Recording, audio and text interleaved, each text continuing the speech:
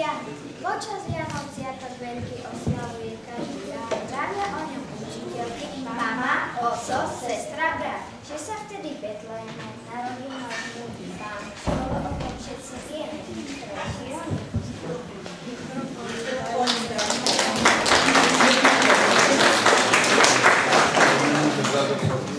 Ďakujeme. K Vianociam neprestane patria aj koledy a jedna z takých veľmi obľúbených je koleda Poďme bratia do Betlema, ktorú vám teraz zaspieva žiačka 3. A triedy Zuzka.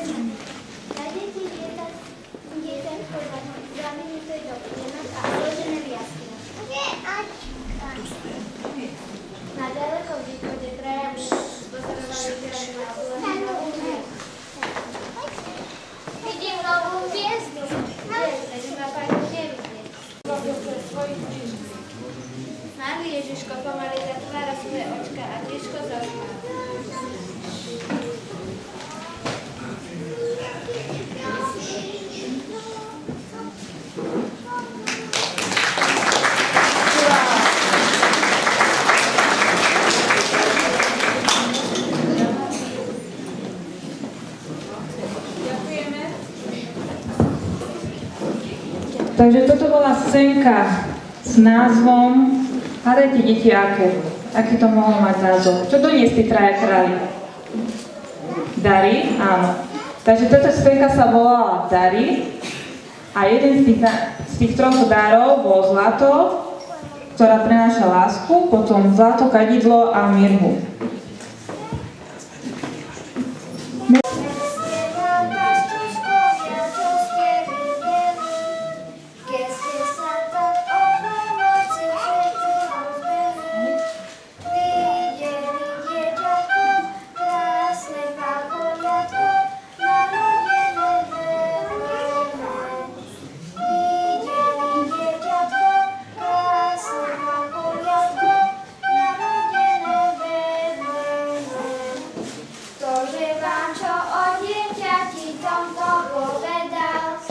Ja by som bol sami tašiel, keby som bol znal.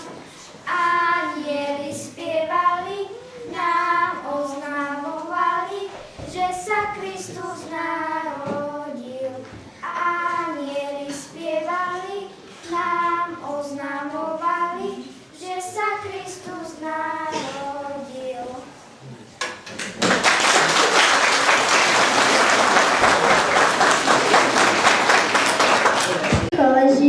spieva nebeský svet.